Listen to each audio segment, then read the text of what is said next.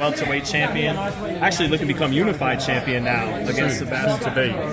Well, Tim, is there some frustration built up, not just Charlo last year, now Thurman, and are you looking to take some of that out on Sebastian Fundora? It's a different feel, this one, there is, I wouldn't say anger, I'd say there's a lot of built up, like time to prove, like I'm firing now, man. I'm literally firing. I feel different, mentality, physically now. It's a different feel. Where are you summoning the intensity from? What's that? Where are you summoning the intensity from? I don't know where it came from. I think it just came from the news that Thurman was out, Before I was too relaxed, now I'm not. It's zoned in, like fully zoned in. I haven't felt like this for a long time. We were talking in the ring about how people might kind of underestimate the speed. They just see a guy coming forward. Is your upper body movement, your ability to pull and then load up on the power shot after pulling, are those things that you're getting better at that is continuing to maybe be a little overlooked? 100%, like a lot of growth is happening, I'm going from training camp to training camp to training camp. 4 fights in 12 months, and all that pays off. You're getting better and better each time. So I'm learning new things in the game. And I'm just willing to test myself out every time. With Fundora, do you got to be in his chest in this fight? No, not specifically, Not specifically. It really depends on the night.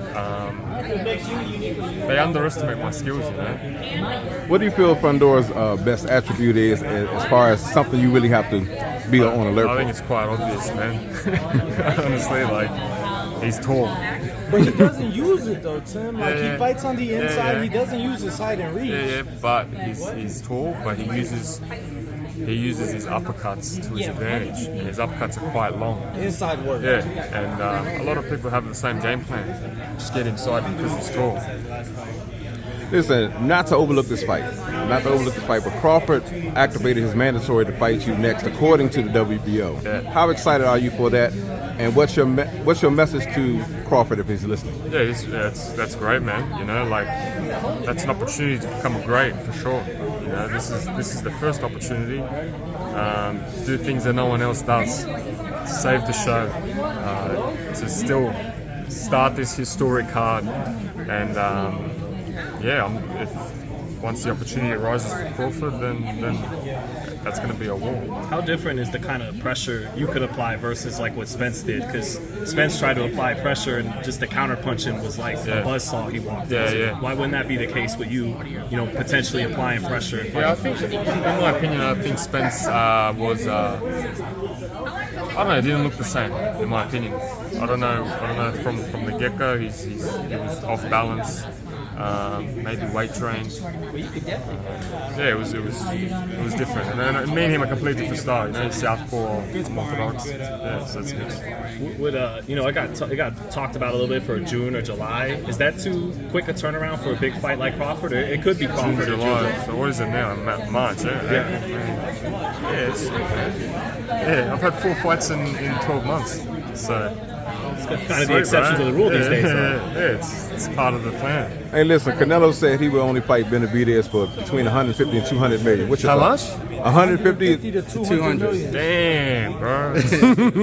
That's called pricing yourself out, man. Yeah? Is that the worst you've ever heard?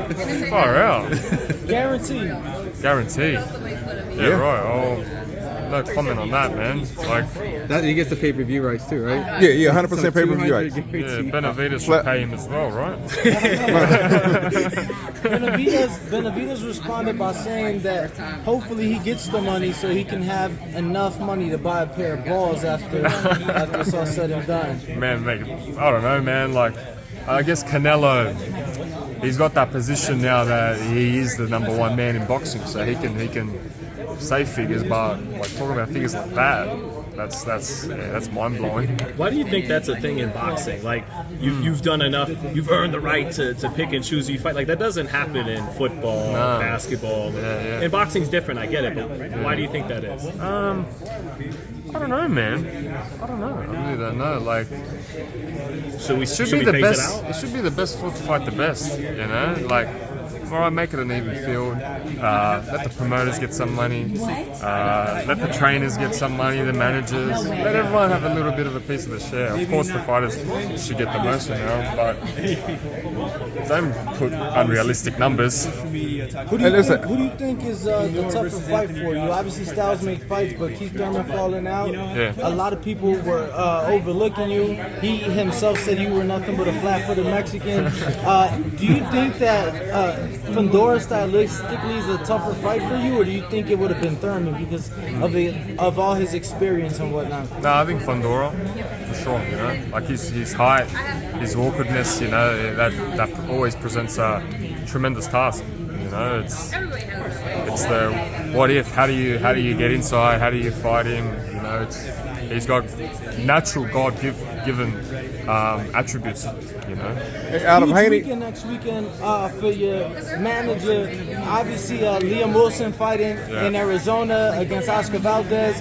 You're fighting here. Just huge weekend for Australian boxing. What do you say to all the fans back home that will be tuned in, ready to go for next weekend? Yeah, it's Easter weekend, so public holiday. So, you know, in Australia, everything's going to stop. You know, and it's been a big dream of mine to make a nation to stop and to everyone to watch the fight. You know, like there's few people that did it. Manny Pacquiao did it in the Philippines. Your father did it. My father did it. I remember when he fought Zab, the whole country stopped, man. I remember every single household was watching the fight. You know, so I'm grateful that I'm able to have this type of impact all around the world, in Australia. Out of Haney, Shakur, and Tank, who is the best that you think is going to come out on top of that three, and how would you rank those three? Haney, Shakur, and Tank. I think Haney at the moment is at the top, just because of who he's fought, what he's done. Traveled to Australia, you know, not many people do that. He steps outside of his comfort zone. Shakur, but Tank's a machine. Shakur's a machine as well, you know.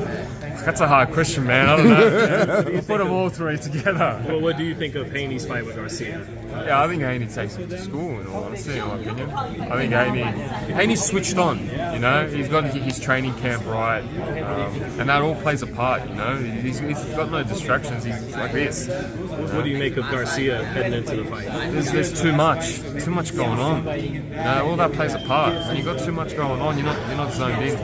If he was right, you know, he was active coming into the fight, and training was going good. How does Garcia against Haney at his best look? Do you still got Haney? Yeah. I think Haney's just a natural talent plus a very, very hard worker. Real quick, your thoughts on Mike Tyson versus Jake Paul?